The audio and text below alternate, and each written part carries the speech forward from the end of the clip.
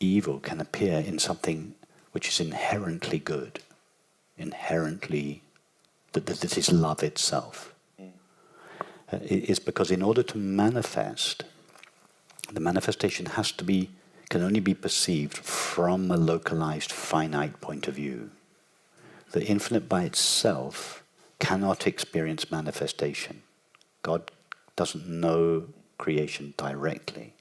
It can only do so through the localized perspective of each of our minds. But in doing so, it seems to cease being infinite consciousness, seems to become a finite mind or a separate self. That's each of us. So if we believe that we are a separate self, then we think that others are others, that others are not ourself. And that enables us to behave towards them in unloving ways. You never behave towards somebody that you consider to be yourself, in other words, somebody that you love, in unloving ways, at least not consciously. We only behave unlovingly towards people that we think are other than ourselves, in other words, people that we don't love. So that is why, the so-called evil is always from the point of view of the individual. It's the individual who believes themselves to be an individual rather than the universal, that behaves in ways that express the belief in being an individual rather than the recognition of the universal. So that accounts for how evil is possible in a creation whose nature is pure love.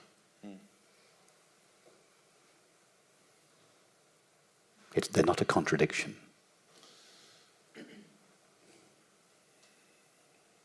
So I discussed it. I tried to explain this to my father like 24 times, all through my 20s and 30s. His one contention with Christianity: how is it possible for there to be an all-loving God? And look what's going on in the world. Surely these two ideas are incompatible. God is all-loving. Look at what's going on in the world. Isn't that a flagrant contradiction? But no, it's not. If you understand this, what we've just spoken of. Yeah, I think I'm trying to understand. I didn't realize I had this question. It's just sort of we've gone into it, but I think I'm trying to understand the mechanism by which it's possible, I mean, even at a personal level, to just shine light on your experience and open it up, essentially. So, and that seems to apply at a wider level too. But is it? How can I ask this?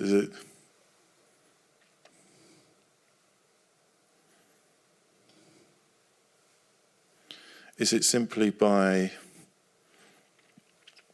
standing as awareness that the light reaches the darkness in time just through the increasing power of that light? Or do we have to go and actively take that light around, if you see what I mean? It's because those are two quite different ways of looking at it.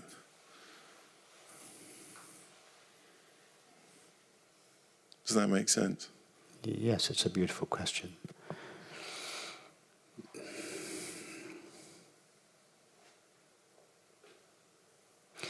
In terms of one's own inner experience, all that's necessary is to go to one's being, to go to the light,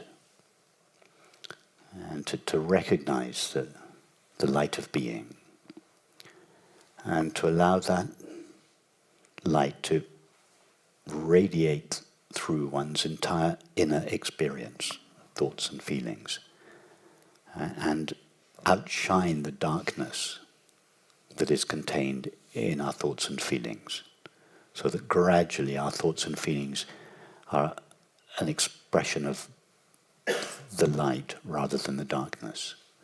But then, when we go out into the world, then we take that light with us and do whatever we do in the world, shine that light around in the world, however each of us does that in our life.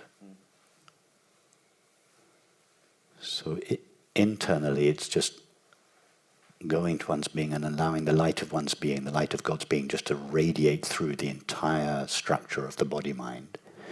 But then in the world, we go out with that light in our actions and our relationships. We take it into our actions and our relationships.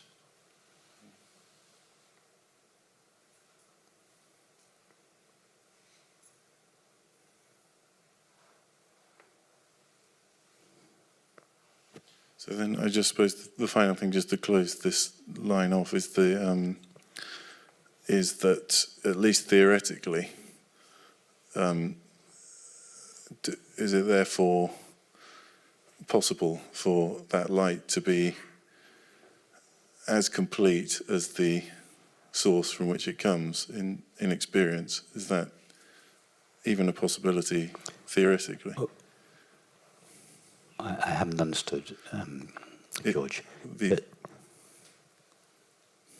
Say it again. Well, just if there are these pockets of ignorance that cause evil in the world, and that may be the current state, but is it at least theoretically possible that with this understanding it could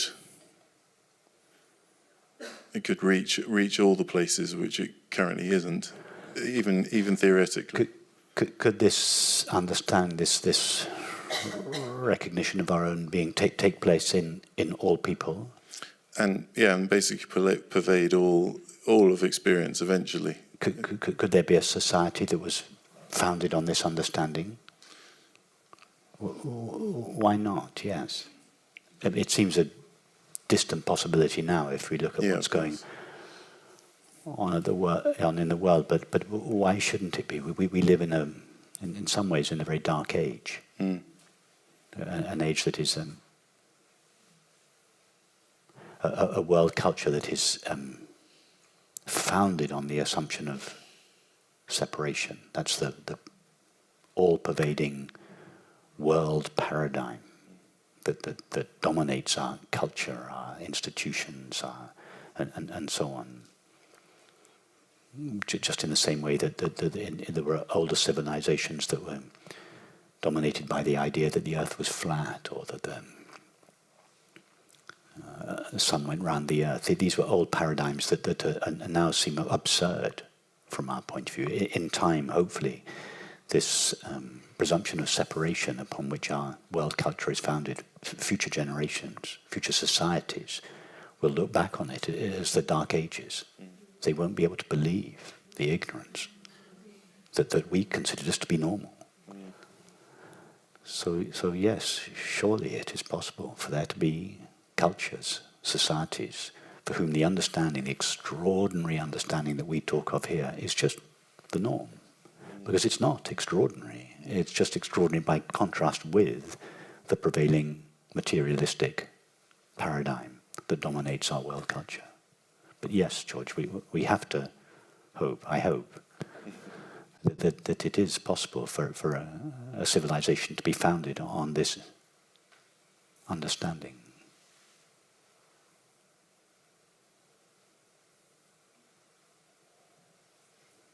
How will that come about?